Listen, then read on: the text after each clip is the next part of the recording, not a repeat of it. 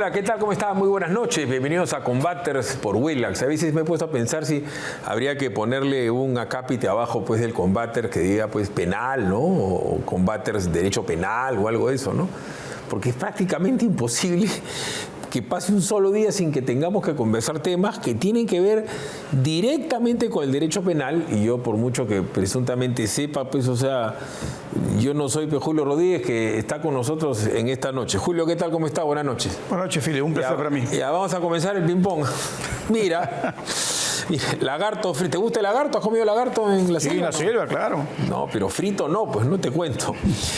Lagarto frito. La jueza Margarita Salcedo ordenó el inicio del juicio oral contra Martín Vizcarra, acusado de recibir 1 millón de soles en coimas por parte de Obrainsa. Cuando era gobernador de Moquegua, de acuerdo a una acusación, en el 2013 Vizcarra requirió a la compañía el 2% de la obra de irrigación Lomas de Hilo, cuya inversión ascendía a 50.810.637 soles, para facilitarle la licitación al proveerle de información para que participe el concurso convocado por UNOPS. En ese mismo año, de acuerdo al fiscal Germán Juárez, la entonces autoridad regional adoptó similar postura para la concesión del hospital de Moquegua. Este caso es el caso en donde le tira a dedo el que era supervisor de la obra, que el que fuera el ministro de Agricultura de PPK, el señor José Manuel Hernández, pero además le tira a dedo uno de los hermanos dueños de la empresa. Dueños de la empresa Obrainsa. Entonces, Tejeda Moscol.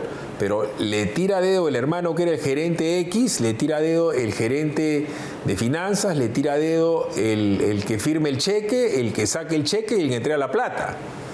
Hasta donde yo recuerde, esto era redondito e inclusive Germán Juárez optó por un solo delito para cocinarlo rápido y esto comienza. Yo lo he explicado en crudo y en chusco, explícamelo en bonito. A ver, como lo hemos conversado una vez, probablemente este es uno de los casos más redondos que tiene el equipo especial en contra de uno de los más representativos miembros de la estructura criminal según la tesis de la Fiscalía, ¿no? Vizcarra operó de esta manera con las obras de construcción. Es la colusión desleal más fácil de acreditar, porque tú lo has dicho, tiene al particular que ha negociado subrepticiamente, indebidamente con el funcionario público, los particulares que han interactuado con el funcionario público en todo el momento en que se producen los actos de otorgamiento de la buena pro y después en la recepción del dinero, la entrega de la plata corrupta. Por lo tanto, la Fiscalía tiene un caso que en un juzgamiento oral pues no debería tardar mucho en que se establezca claramente la responsabilidad penal y su eventual condena. Para que la gente recuerde, acá era que Obrainsa era una empresa que también tenía una sede en Lima. Obrainsa es la que hace el hospital, el Tejeda Moscol, el hermano, era Paul, si mal no recuerdo, perdón, que era el gerente de ventas, por decirlo, ¿no? El gerente de ese proyecto. El gerente general, el hermano mayor, el cual sabía de la coima. Estaba también el gerente de finanzas que gira el cheque. Está el conserje que cobre el cheque. Y la plata le entregan en Lima, en las oficinas de Lima, en donde va este señor. Y en todos los casos tiene las conversaciones por WhatsApp y las coordenadas satelitales de cada uno de los encuentros. Y los retiros de dinero que correspondían a la fecha. Correcto. Pero además, cuando eso fue previo, cuando era del hospital de Moquegua, cuando él era el gobernador. Ya cuando es ministro de Kuczynski, él es ministro de Transportes y Comunicaciones, y José Manuel Hernández era ministro de Agricultura. Entonces él dice, oye, ahora yo soy ministro de Transportes, dile a los Tejeda Moscol que me den mi saldaña. Y se citan en la casa de José Manuel Hernández, en Planicie, creo, coordenadas satelitales, llamadas, ingresos, y ahí le vuelven a dar su saldaña. O sea, el tipo le sacaba el jugo a lo de Obrainsa y le han tirado dedo. ¿Cuántos años de cana es esto? La colusión desleal tiene pena hasta 15 años de privación de libertad. Ya. Y si además están imputando es organización criminal, la pena puede llegar a los 20 años de privación de libertad. Ya, entonces acá hay la colusión, acá hay la asociación ilícita para delinquir, que es la asociación criminal. Así es. ¿Qué otro tema hay? No, el fiscal, como tú dices, acertadamente optó por un delito, el más evidente y fácil de acreditar por la incorporación de los elementos de convicción que fue la colusión desleal. Correcto, un hito nomás, ¡pum! Así es. Ya. Y no hay, y reitero siempre, disculpen a los que ya se saben de memoria el tema, cuando eres funcionario público, si te suman las penas, se suman y no te perdona nada a nadie. El problema es que cuando eres organización criminal y te mandan a la cana, te mandan una cana que es una mazmorra de 15 metros cuadrados. No, además no tiene posibilidad de redimir pena. Es decir, cumples toda. Lo que pasaría con Vizcarra si hubiera sido un crimen cometido cuando él era presidente, iría pues a algo parecido como Fundo Barbadillo, pero esta es una cana que es cuando era gobernador. No le corresponde. Iría a cárcel regular, a Piedras Gordas, ¿no? Eso es lo que le correspondería, pero lo que normalmente el INPE está haciendo es que, tratándose de una persona que es presidente de la República, puede generar un riesgo su internamiento en un penal común. Ya. Y por seguridad es que van a Barbadillo. Al igual que el caso de Kuczynski. Si Kuczynski eventualmente lo condenan por su interacción ilícita con Toledo, ajá, no lo van a mandar a un penal común, sino lo van a mandar a Barbadillo también para proteger la integridad física, ¿no? Hablando de Barbadillo y no de Jerry Barbadillo, acá hay una cosa muy rara.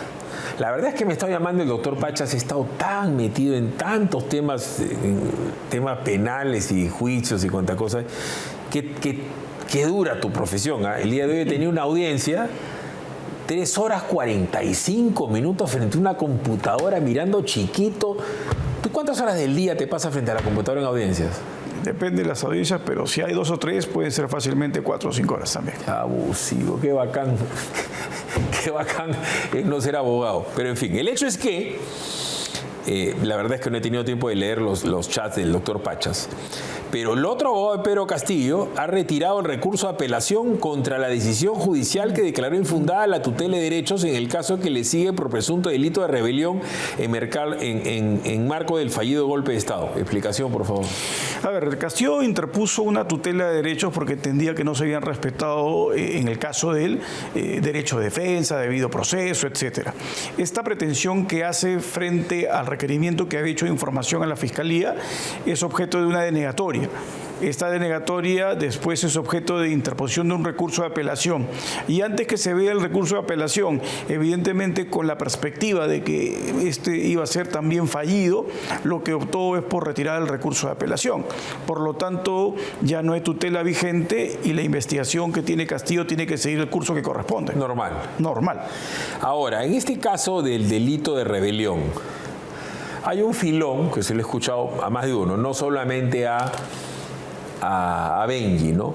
Que dice que no se consumó el golpe, que es tentativa de golpe. El tema es que, según mi real saber y entender, el jefe supremo de las Fuerzas Armadas, el presidente de la República, cuando da una orden, ese imperativo, dice, cierren el Congreso, detengan a tal, cierren el tribunal, hagan tal cosa, está haciendo, pues. Correcto, es un delito, como se llama, de mera actividad, no es un delito de resultado. Y un delito de mera actividad queda consumado en el momento en que la actividad ilícita es emprendida. Por lo tanto, no hay tentativa. Claro. Desde el primer momento en que esta persona inicia los actos propios que el tipo penal prevé, en ese momento queda configurado el delito. El ejemplo para compararlo es sencillísimo. La persona que es imputada por conducir su vehículo en estado de ebriedad, desde el momento en que enciende el vehículo y lo arranca, ya cometió el delito. No es que va a cometer tentativa. Incluso, mira, Philip, algo importante, si el sujeto está en estado de ebriedad sentado en el vehículo y el vehículo encendido y no lo inicia, no se desplaza el vehículo, no hay delito, pero tampoco hay tentativa, porque el delito solo se consume en el momento preciso en que el conductor comienza a mover el auto. Exactamente lo mismo acá. Es un delito de mera actividad. En el momento en que él desestabilice el orden constitucional con el discurso que todos hemos conocido, en ese preciso momento ya se configura el tipo penal. Ahora vamos a hablar de hecho penal, ¿eh? Vamos a presentar el tipo imprudente. No es una persona imprudente, el tipo penal se refiere el nuevo libro de Julio Rodríguez, y vamos a ejemplificar en varios casos, porque la mejor manera de entender de hecho penal es con casos, tipo de casos. Habló Zoraida Ábalos, habló Shakira. ¿Qué pasó con la señora Zoraida Ábalos? En el Perú, la única persona que es capaz de acusar a un presidente de la República de cualquier delito, la única que es que puede hacerlo y que debe hacerlo cuando lo encuentra en determinados tipos de casos es la fiscal de la Nación o el fiscal de la Nación. Entonces, ¿qué pasó con la señora Zoraida Ábalos? En el momento que ella podía acusar al presidente de la República por una serie de delitos, inició los procedimientos y después los suspendió. Inmediatamente. Entonces, antes de escuchar a la señora Shakira, ¿en qué caso se le tiene que acusar directamente al presidente? O sea, no solamente iniciar investigación, sino lo puedes acusar directamente al presidente. La Constitución establece en el 117 los casos excepcionales.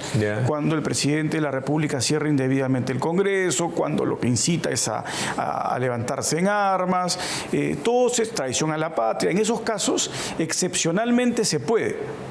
Solamente en esos evitar lo que significa ir a una suerte de antejuicio. Ante el Congreso. En ese caso sí puedes acusar directamente. Directamente. En los demás casos, evidentemente lo que puedes hacer es investigar. Y antes de acusar, si es que todavía estamos ante un presidente en ejercicios, no puede de ninguna manera poder continuar la investigación de la Fiscalía. En ese momento sí tendría que la Fiscalía suspender las indagaciones hasta que la persona o cese en el cargo o sea removido del mismo. ¿El presidente puede matar siendo presidente? Bueno, ninguna persona puede matar. Matar definitivamente es algo que está prohibido. O sea, igual tendría que ser, si va y mata a una persona en la puerta del Palacio del Gobierno, ¡pac!, la mató ya, lo vieron, igual lo tienen que acusar. Igual lo tienen que investigar y eventualmente, como estamos hablando de que ese comportamiento podría encajar dentro de lo que significa una persona que no tiene capacidad moral para regir una nación, inmediatamente el Congreso podría pues removerle la tutela constitucional y ser inmediatamente acusado. En este caso, ¿tú crees que a la señora se la inhabilitó el Congreso? ¿Tú crees que fue bien inhabilitada o estaba en el derecho de suspender la acusación? No estaba en derecho. Ese es el gran problema de lo que alguna vez conversamos, ¿no? Probablemente, en mi opinión, hemos estado ante una fiscal de la Nación que no tenía mayor conocimiento del derecho penal. Y es uno de los pocos casos. ¿Qué debe haber hecho ella? Lo que tendría que haber hecho es lo que después se hizo, y lo que hizo Sánchez, ¿no? Es decir, iniciar la investigación al presidente, mantener la investigación al presidente con el recopilamiento de todos los elementos de convicción, porque obviamente si esperamos, entre comillas, el eventual paso de los 5 años, estos elementos podrían estar destruidos, podrían eliminarse personas, etcétera. Tendría que haber recabado todos los elementos suficientes. O sea, no sacar el pie del acelerador. Hasta llegar al momento antes de acusar. Pero para ese momento ya todos los elementos de prueba estarían salvaguardados. Porque si esperamos 5 años, no lo sabrían. Esto es lo que dijo la señora Shakira. Bueno, los operativos Valquiria son hechos que son para hacer investigaciones. Lo que diga Villanueva, a ver qué será cierto. A ver, es como lo hemos conversado tantas veces. En principio, una persona que se acoge a cualquier mecanismo de delación premiada frente a la Fiscalía tendría que dar versiones que sean absolutamente pegadas a la verdad. Porque en el preciso momento que la Fiscalía comience a percatarse de que la versión no se ajusta a la verdad, podría inmediatamente dejar sin efecto todo aquello que benefició a la persona que está en procedimiento de acogerse. Definitivamente, toda la labor de la Fiscalía de la mano del colaborador o aspirante a colaborador es corroborar. Ahí va a depender en mucho qué es lo que haya acordado con la Fiscalía, porque una persona que tiene la condición de colaborador puede decirle a la Fiscalía: yo he conocido determinados hechos delictivos en los que he participado, pero no creo que haya mayores elementos de corroboración que mi propia versión. Entonces la Fiscalía lo tomará como un dato indiciario, simplemente para poder investigar, pero no le dará la contundencia suficiente a la mera versión hasta que no encuentre otros elementos que puedan probar eso. Lo de Atala con García. Por ejemplo. Atala dice: a mí me depositaron, ¿lo puedes comprobar? Sí. ¿Retiré la plata? Sí, pero que le entregó García no se puede. O sea, cuando el señor Villanueva, por dar un ejemplo, dice: a mí me dieron plata para que yo le dé a la fiscal y yo le di a la fiscal, ¿y cómo lo pruebas? Que fue a su casa y le dejó un sobre. Que salvo que ese día tengas el chat, cuando le hablas a la fiscal y le dices: te voy a abrir el sobre, que tengas la coordenada satelital en el momento que ingresas a la casa, que le hayas tomado fotos al dinero que estás poniendo en un sobre. O sea, ya montar algo para cuando le vayas a tirar dedo, cosa que no ha pasado. Cosa que no sea por lo menos conocido de manera pública. Entonces, eso es absolutamente insuficiente, porque la versión tiene que estar sustentada. Hablando de Valquiria, el señor Abel Hurtado y Mirta González Yep, el Poder Judicial ha ordenado que no existe riesgo de fuga ni peligro procesal en el caso de liberar al ex asesor Abel Hurtado y a la señora Mirta González Yep, pareja de José Luis Castillo Alba, detenidos en el operativo Valquiria. A priori, uno podría pensar de que han salido porque le han tirado dedo a alguien. No hay hasta el momento indicios que digan que le hayan tirado dedo a alguien. El otro tema, el tema del peligro procesal, es decir, el riesgo de fuga. De repente sí tiene razón al sacarlos. ¿Cuál es el riesgo de fuga del señor Abel Hurtado, de Mirta González Yep? A ver, como lo hemos conversado tantas veces, las medidas coercitivas de carácter personal están sujetas a una cláusula de mutabilidad. Es decir, en cualquier momento se puede dejar sin efecto la medida. En tanto y en cuanto lo que la fundamentó inicialmente decayó. Si en un primer momento para la Fiscalía, y como lo concibió el juez, estas personas representaban un peligro de fuga, impugnada la decisión, por ejemplo, el Tribunal Superior entiende que lo que pueden analizar, expose que la medida está en ejecución, es que estas personas no representan peligro de fuga, pueden ser puestos en libertad. Ojo, distinto sería que se llegue al momento en donde la medida venza, que está próxima a vencer los próximos días, y la Fiscalía respecto a estas personas no solicite una medida adicional. Ahí solamente hay dos posibilidades. O no la solicita porque en el procedimiento que tuvo durante estos días encontró evidencia clara de que su vinculación a los hechos es muy relativa, o llegó a acuerdos respecto de los cuales, como evidentemente parte de los mismos, es no te voy a pedir prisión preventiva. Digo esto porque a la señora también me refiero a Patricia Benavides, están pidiendo impedimento de salir del país por 36 meses. Y entre las argumentaciones que han dado los fiscales es que no tiene arraigo domiciliario, pues si vive con su esposo, con sus hijos en un departamento o una casa que inclusive es su hogar de familia. Además, obviamente, un fiscal de la Nación suspendido tiene arraigo domiciliario, que no tiene arraigo laboral, pues si está trabajando el fiscal él lo ha suspendido. A ver, Philip, ya la Corte Suprema lo ha dicho no una sola vez, sino varias, incluso no de manera acertada. César San Martín lo ha repetido en algunos casos que se hicieron públicos. Que una persona, por ejemplo, tenga más de un domicilio no significa que carezca de arraigo domiciliario, por el contrario. Si esos domicilios están ubicados en la misma localidad, tiene más arraigo domiciliario de una perspectiva absolutamente lógica.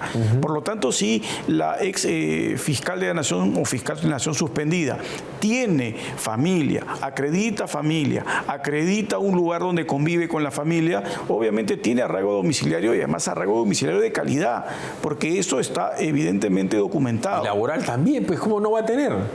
No, además, hasta donde tengo entendido, ella sigue percibiendo un porcentaje de su sueldo del Ministerio Público, el 80%. Ahora, repito, sin entrar en Honduras con respecto al tema de la fiscal, ¿tú crees que va a regresar el 6? Es que, dada el escenario en el que nos encontramos el día de hoy frente a la Junta Nacional de Justicia, en donde se han removido 2 miembros y todavía no colocan a los 2 miembros que los van a reemplazar, creo yo que la posibilidad de que se alcance el quórum para que esta medida que ha pedido la Junta a partir de la instructora, que es la actualmente separada Tello Ñeco, creo que no van a alcanzar. Es decir, va a terminar acabando el plazo, llegando al plazo, y el día 6 se reincorporará. ¿Ya en qué condiciones se reincorpora? ¿Cuál es el área chica, el área grande, las minas y los bazucas que le van a dar? Eso es otra cosa. Sí, no, pero yo creo que el escenario apunta a... Ya. Creo que no es el escenario ideal, ¿no? Porque el escenario ideal hubiese sido que haya un pronunciamiento, pero un pronunciamiento ajustado a derecho. Lo que es lamentable es que no se puede tener un pronunciamiento ajustado a derecho cuando los miembros de la Junta no están actuando técnicamente.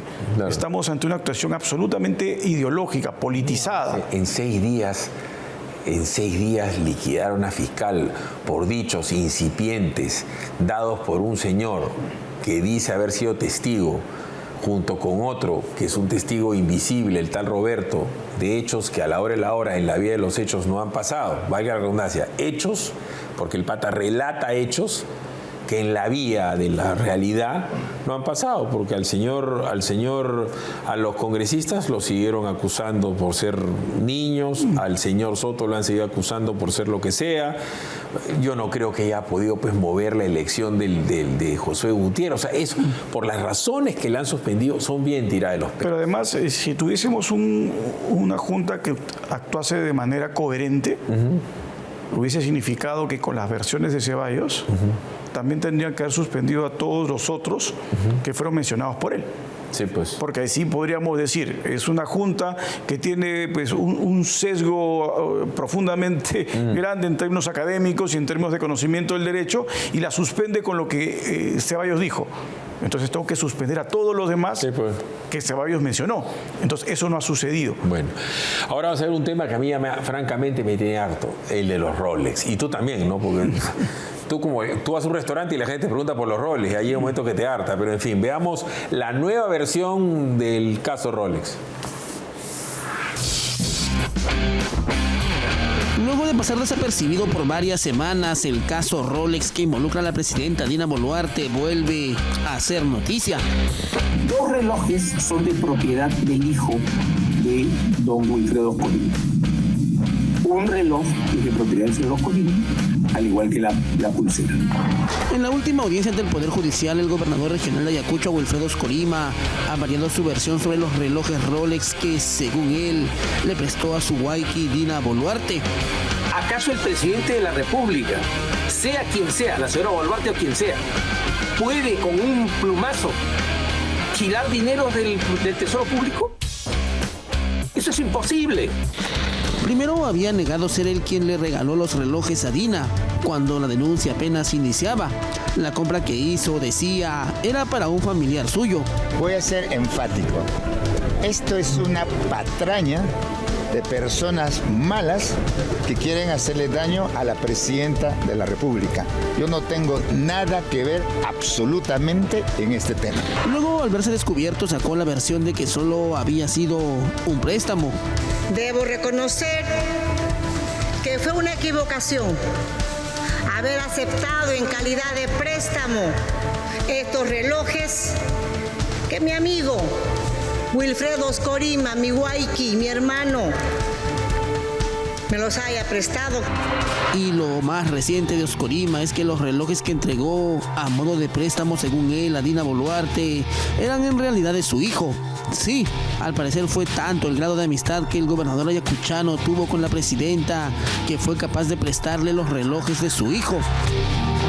Fue su abogado Humberto Abanto quien mencionó que de los 3 relojes Rolex incautados, 2 pertenecen a uno de los hijos del funcionario ayacuchano. Y no llevamos un reloj de Just, llevamos 3 relojes Rolex y una pulsera Bando. 2 relojes son de propiedad del hijo de don Wilfredo Oscorima. Un reloj que es de propiedad del señor Oscorima. A este paso, con el gobierno presentando vocero nuevo y con Oscorima cambiando una vez más de versión, ¿qué más ocurrirá en este caso que hasta hoy había vuelto a pasar piola?